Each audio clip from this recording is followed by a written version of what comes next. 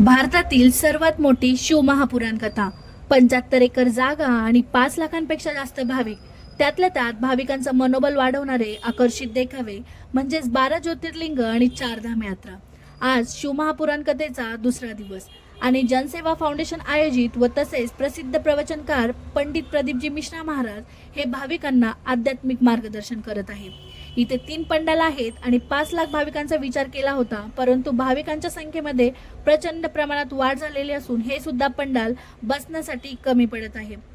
पंडालच्या आतमध्ये भाविक होतेच, परंतु बाहेर सुद्धा बरेचसे भाविक बसलेले होते.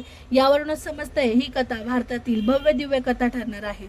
इथलं वातावरण सुद्धा अगदी भक्तिमय झालेलं होतं आणि सगळे भाविक कथेचा आनंद घेत होते. आम्ही सुद्धा आज या कथेला आलेलो होतो. त्याचबरोबर इथं आपली कलाकृती सादर करण्यासाठी महिला बचत गटाला उपलब्ध करून दिलेले स्टॉल, जेणेकरून महिला सुगरणी आपले स्वादिष्ट पदार्थ, मसाले, होममेड पदार्थ असतील, काही त्यांचे प्रोडक्ट असतील, ते लोकांपर्यंत पोहोचू शकतात. तर तुम्ही सुद्धा या कथेमध्ये सहभागी व्हा आणि कथेची शोभा वाढवा. श्री शिवाय नमस्तुभ्यम. हर हर महादेव.